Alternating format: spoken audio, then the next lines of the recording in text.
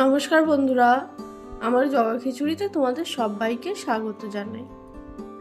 বন্ধুরা, আজকে আমার রেসিপি আলু পটলের তরকারি।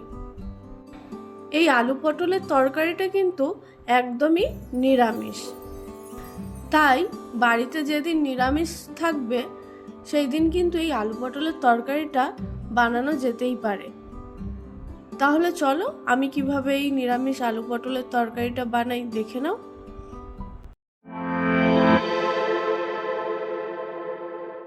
বন্ধুরা, আলু পটলের তরকারিটার জন্য আমি এখানে 300 গ্রাম পটল নিয়েছি। পটলটাকে এইভাবে হালকা করে খোসা ছাড়িয়ে মাঝখান থেকে 2 টুকরো করে নিয়েছি। তার সাথে নিয়েছি 3টে মিডিয়াম সাইজের আলু। আলুগুলোকেও একইভাবে টুকরো টুকরো করে কেটে নিয়েছি।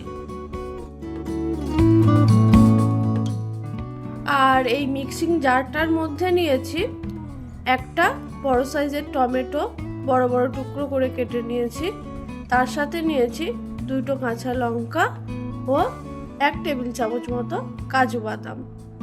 এই সব কিছুর একটা পেস্ট আমি বানিয়ে রাখবো। এবার চলো রান্নাটা শুরু করি। তার জন্য কড়াই চাপিয়ে দিয়েছি। কড়াইটা গরম হলে ওর মধ্যে দিয়ে দেব 2 টেবিল চামচ মতো সরষের তেল। তেলটা একটু গরম হয়ে গেলে প্রথমে আমি পটলগুলোকে ভেজে নেব। তাই তেলের মধ্যে পটলগুলোকে তুলে দেব। এবার এই পটলটাকে হালকা লাল করে ভেজে নেব।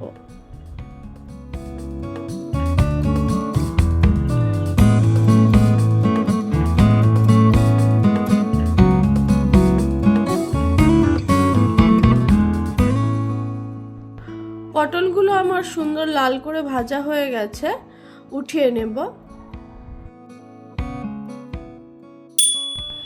এবার ওই একই কড়াইয়ের মধ্যে আরো 2 টেবিল চামচ সরষের তেল আমি দিয়ে দেব। এখন তেলের মধ্যে একটা শুকনো লঙ্কা, একটা তেজপাতা ও হাফ চা চামচ মতো 5 ফোড়ন দিয়ে দেব।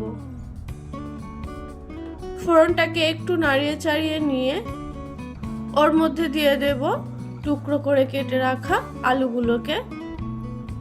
এবার এই আলুগুলোকে ফোড়নটার সাথে বেশ সুন্দরভাবে একটু ভেজে নেব।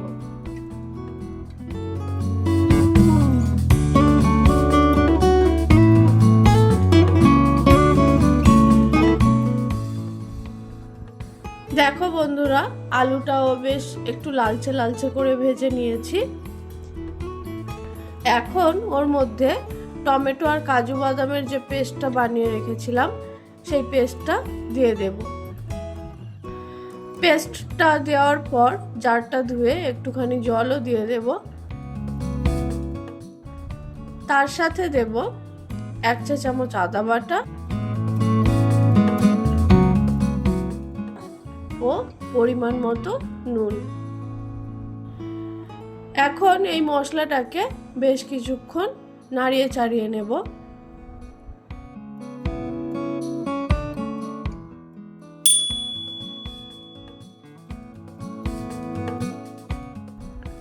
বেশ কিছুক্ষণ পর মশলাটার মধ্যে দিয়ে দেব 1 চা চামচ হলুদ গুঁড়ো, 1 চা চামচ জিরে গুঁড়ো, 1 চা চামচ ধনে গুঁড়ো ও 1 চা চামচ কাশ্মীরি লঙ্কার গুঁড়ো।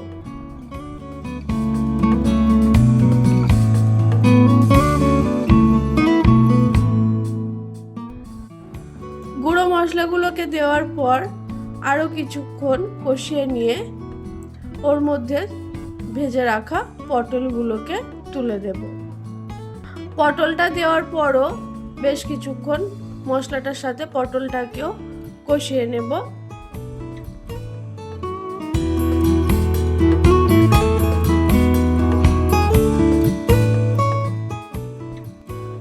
তো সব কিছু খুব ভালোভাবে কষিয়ে নেওয়ার পর এখন ওর মধ্যে পরিমাণ মতো জল অ্যাড করে দেব। বন্ধুরা, তোমরা যদি এই আলু পটলের তরকারিটা একটু ঝোল ঝোল রাখতে চাও তাহলে জলের পরিমাণটা একটু বেশি দেবে। আমি আলু পটলের তরকারিটা একটু গ্রেভি গ্রেভি রাখবো, তার জন্য আমি জলটা একটু অল্প করে দেব। জলটা দেওয়ার পর ভালোভাবে মিশিয়ে নিয়ে ঢাকনা বন্ধ করে গ্যাসের ফ্লেমটা লো করে দেব। এবার এটাকে কিছুক্ষণ রান্না করে নেব, যতক্ষণ না সব কিছু ভালোভাবে সিদ্ধ হয়ে যায়। বন্ধুরা, বেশ কিছুক্ষণ পর ঢাকনাটা খুলবো। ঢাকনাটা খোলার পর আবারও একটুখানি নাড়িয়ে চাড়িয়ে দেব আর দেখে নেব যে আলু পটল সব কিছু সিদ্ধ হয়েছে কিনা। তো সব কিছু খুব ভালোভাবে সিদ্ধ হয়ে গেছে। এখন এই তরকারিটার মধ্যে আমি 1 চা চামচ চিনি দিয়ে দেব আর দেব 1/2 চা চামচ গরম মশলা গুঁড়ো। চিনি ও গরম মশলা গুঁড়োটা দিয়ে তরকারিটার সঙ্গে খুব ভালোভাবে মিশিয়ে নিলেই কিন্তু আলু পটলের তরকারি একদম রেডি।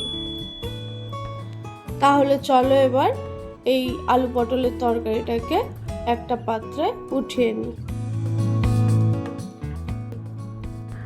তাহলে বন্ধুরা, তোমরা দেখতেই পেলে কত সহজভাবে একটা নিরামিষ ও সুস্বাদু আলু পটলের তরকারি আমি তোমাদের সঙ্গে শেয়ার করলাম।